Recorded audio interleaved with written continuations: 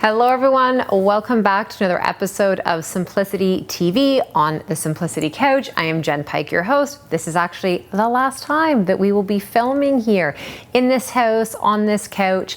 And it's been 23 months since we recorded our last session, our last video episode here.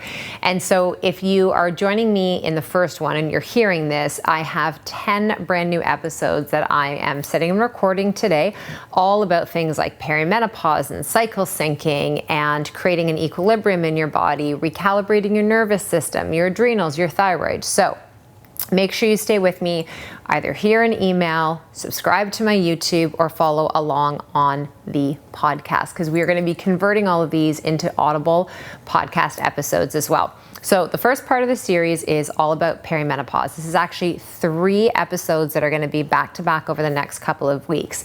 And where I want to start things off teaching you about perimenopause is, what is perimenopause? It's amazing to me how many of us as women, we've maybe heard this term before, but we don't understand what it is, yet it is going to happen to each and every one of us. It's not something we can prevent. It's not something that we want to stop.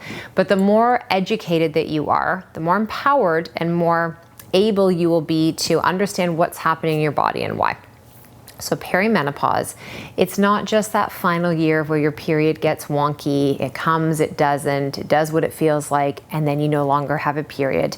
And after a full year of no longer having a period, you're in menopause. That's not exactly what perimenopause is. It's a journey, and for most women, it's about 5 to 10 years long. For some women, it can start as young as 36 to 38. For more often with women, I'd say I see it in clinical practice happening somewhere between the ages of 39 and 42. Is where things start to shift. Maybe they had periods that were really regular, textbook regular, and now they're kind of all over the place. Maybe they had a 28, 30-day cycle, and now it's a 25, 26. Sometimes it's 25, 26, other times it's 29, 30. Sometimes they very clearly feel like they've ovulated, other times they have the absence of cervical mucus and aren't sure if they ovulated at all. Sleep can be changing and shifting, mood can be changing and shifting, the skin can be changing and shifting. Body composition. So I find for a lot of women, and I even found this in my own body, that as I got closer to 40, and I'm almost 43 now, that the things that I used to be able to do to just snap my body right back into it, they didn't quite work the same way. And this is what a lot of women will say is, I could go on holidays, I could, maybe not eat as well on the weekend or drink a little more, and then it would just take me a couple days and I'd snap back into it. As we get older and we're moving closer into menopause, there's a lot of hormonal changes happening behind the scenes. Hormones that are being impacted are our DHEA from our adrenals, our cortisol is being impacted, the way our body regulates insulin. So in terms of your blood sugar stability, your fat storage, progesterone is decreasing as we age because we aren't ovulating as often.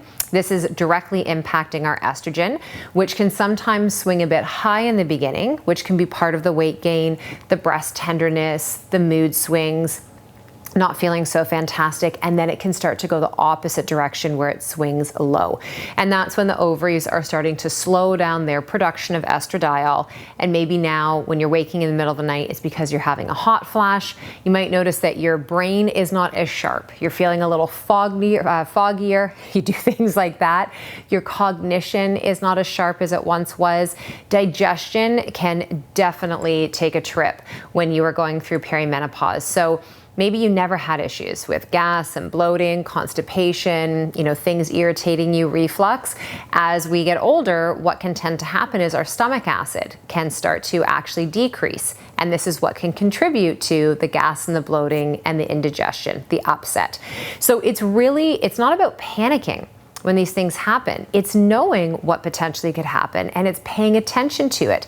Recognizing that as a woman, when you're going into perimenopause, if you notice that you have anxiety you never had before, that you feel a little bit more depressed than you ever had before, maybe you have heart palpitations, maybe you're noticing changes in the feel of your thyroid, or perhaps your thyroid is something you never felt before, and now you're very aware. When you touch it, when you swallow, you actually see the shape of it changing a little bit. I have 2 episodes coming up where we're going to go a lot deeper specifically into your thyroid health, properly assessing and testing and treating thyroid and your adrenals. But these are a lot of the changes that can really start to happen in our body. We have, either an increase and decrease in testosterone. So this is also what impacts our body's ability to lose weight with ease, to build, put on and maintain muscle. A lot of women, when they go into menopause, end up being at a higher risk for sarcopenia, which is muscle wasting. So you could see a woman and she looks, thin, but she's got a lot of muscle wasting, and so she's not actually fit or strong. We hear so much about bone density, but not so much about muscle. For us as women, muscle is an organ of longevity, and it is an endocrine functioning organ. So the more muscle that we can work to put on our body and then to support the maintenance of that, the healthier and better it's going to be for our system overall. And so when you start to understand so many of the things that can happen going into menopause, again, this isn't something to be fearful of. This doesn't have to be your journey. Like, you're not going to have every single thing that I just talked about.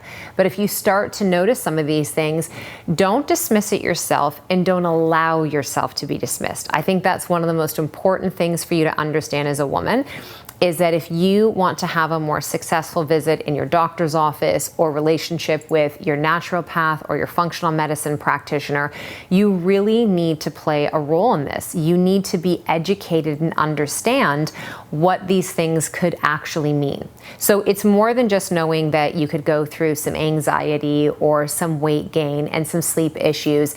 It's understanding why.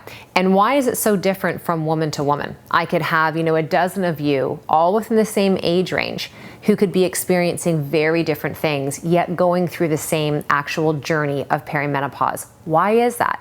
This is where we have to look at your lifestyle. We look at some genetic predispositioning and the lifestyle that's impacting that genetic expression, so your epigenetics. We look at your cellular health. We look at the environment that you're living in. We look at the stress that you're dealing with. And this is something that inside the Hormone Project, this is really what we specialize in. We run different functional tests. So we do a thorough blood workup and look at what's happening from a blood perspective. Then we run a Dutch test, which is a dried test for urinary hormones. We look at them comprehensively. What are you producing? And almost more importantly than how much estrogen, progesterone, testosterone, cortisol do you have moving through the body, what does your body actually do with it? Because you have to remember, ladies, you will make a hormone, you will use the hormone, and now your body has a whole tagging system where it has to try to detoxify and move that hormone out of the body because you are continually reproducing. Now, as you're in perimenopause, that reproduction is what's starting to slow down.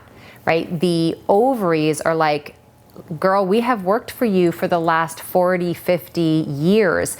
We are now getting ready to take our final exit off the stage. And this is where your adrenal health really matters, because your adrenals become like your secondary ovaries. Your liver health matters so much, your gallbladder health, the gut that we talked about. And when we can support all of these areas, this is what's taking the load and the burden off the thyroid. So as we move into our second and our third part of this little series here on perimenopause, I'm going to talk to you a little bit deeper about the 4 phases of menopause and how this is really your second puberty, the main hormones that are impacted. And then I'm going to talk to you in the third episode about the focus and the support that you can create for your body. So we're going to end it there today. As always, wishing you more simplicity and more ease in all that you do. And I'll see you back here next time.